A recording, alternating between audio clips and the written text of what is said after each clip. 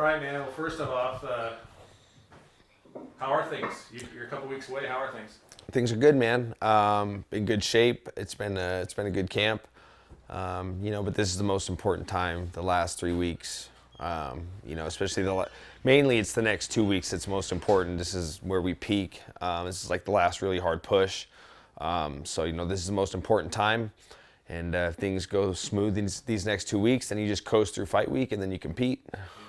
The move to welterweight has looked good on you so far. You've had a couple of great fights. A lot of people who know a lot more than I do about this sport have said that you just look really, really good at this weight. How do you feel to this point? It's crazy. Part of me is a little upset I didn't make the jump sooner. It's just really hard when you get ranked at a certain weight class and you're really gunning for a world championship. You can't, you don't want to jump ship too early. But I had a couple hiccups, and those were probably the best things to ever happen to me.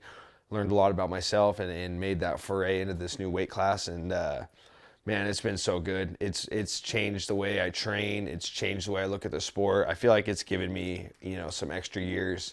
I was getting pretty burned out for a while. Lightweight it was a big task to get down to weight.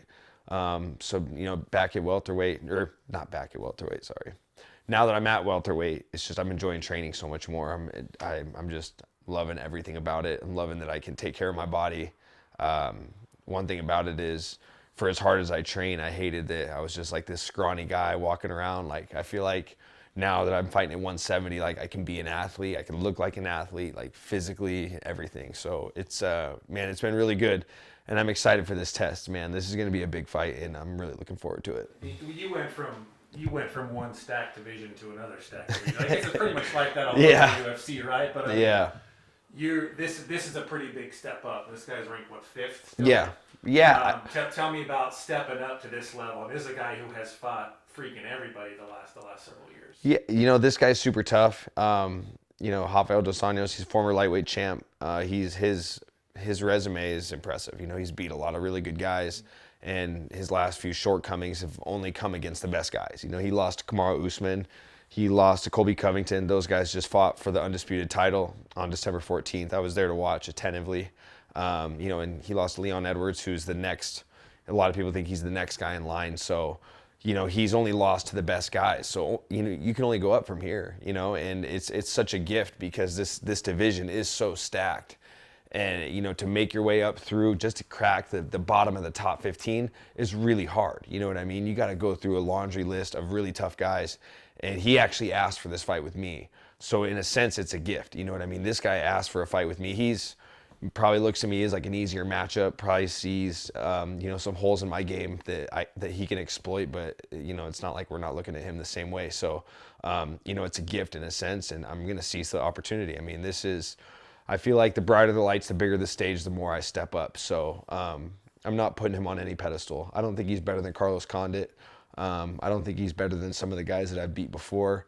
And I think I match up really well against him. I'm ready to walk through the fire. I'll do whatever I got to do to win. So, only one thing left to do, and that's to go fight. I know you like fighting in Vegas. Probably more than any place, right? And here you are on the other side of the country.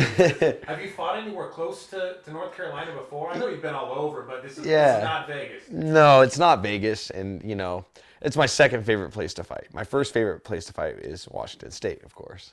But we'll see if that ever happens again. Yeah.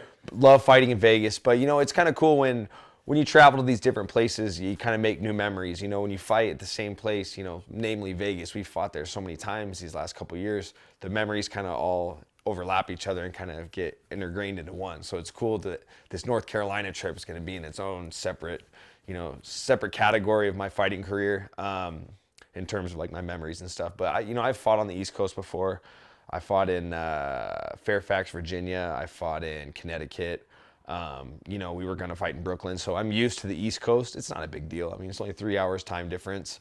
And it's kind of nice. It's cool to go mix it up and go meet some of your new fans. Some people I've never met before. When you go to Vegas, like some of my fans that are there all the time, I know them by name. I'm like, oh, hey, good to see you again. Good to see you again. So it's cool to go meet some new people, make some new memories. It should be fun. I lost my train of thought. So when I was talking to Rick a month or two ago, we talked about how this guy nobody ever finishes him. It's like decision. All these best guys, Yeah. people just can't put him out. Yeah. And Rick talked about, hey, if Mike can finish this guy, Yeah. boy, where do we end up? I mean, and I know you'd like to win any way you can get it, but is this the kind of thing where you're thinking that along the same lines, Rick? Is, hey, if you can finish this guy, look out, here comes Mike Chiesa. 100%. I'm always looking to finish guys. That's how you make a statement in the UFC. You know, winning is the most important thing, but when it comes to fighting for a world championship and really getting to the top of the heap, finishing is like, it's the most important thing. And I've gone out and finished some guys for the first time via submission. And I have no doubt I can do it again. You know what I mean? I'm always looking for the sub. I'm always looking to take a guy down, keep him in my wheelhouse. And you know, this guy, he's a Brazilian Jiu-Jitsu black belt.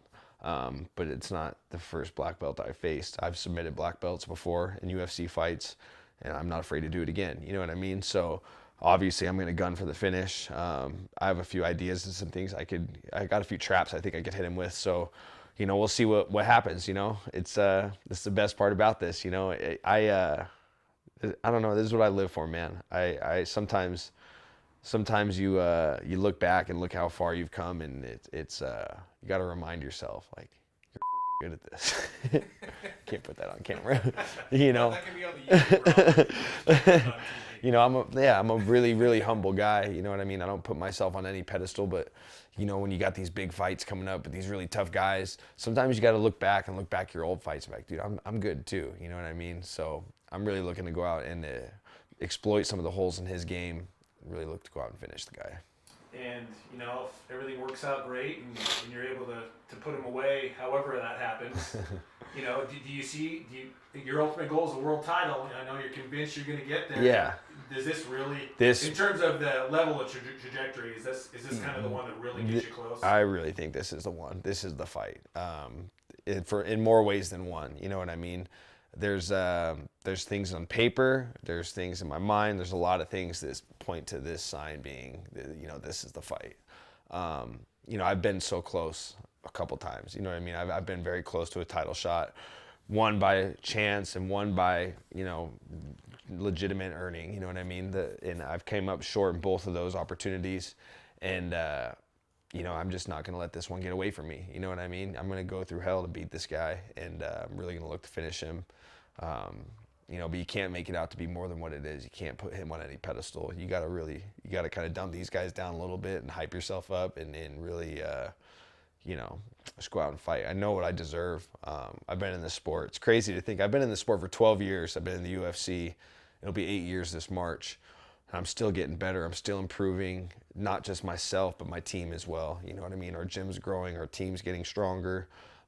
You know, we're all growing together still. It's just crazy that 8 years in the best organization 8 years in the best fighting organization in the world, and I'm still getting better. You know, a lot of people would peg me as a veteran, but in this fight, I'm not the veteran. I'm fighting. You know, this guy is an accomplished veteran, so it's good to feel like kind of like the newcomer a little bit in this one, you know, but it's just crazy. It's like, I feel that way even though I've been in this organization for 8 years. But I want the world title for myself. I want it for Spokane. That's a big thing that motivates me, man. I love this city so much. This city's been really good to me. You know, this is a very special place, and you know, I got to bring one back. I got to bring one back to the 509, man. I got to bring one back to the Spokane. I don't have any, I mean, you've answered it all, man. I don't have any more questions for you. Is there anything else you want to add at all? I love my mom. No, man. I just want to go out and get this guy, man. I want to go out and beat him. I want to go beat him. I want to beat him good. I want to bring the win back to Spokane. I want to get close to that title shot. You know, I have this memory. My best memory in my whole fighting career was when I came home from the Ultimate Fighter, and I got off the airplane, and you know, me and Sam got greeted by all my wrestlers. They were all there, and there's only one way I can have that moment again. I got to bring back home world title. So that's my instance that I keep that glued in my brain to you know, drive me to get that world championship. So we'll see what happens. Bam. Right on. Let's train.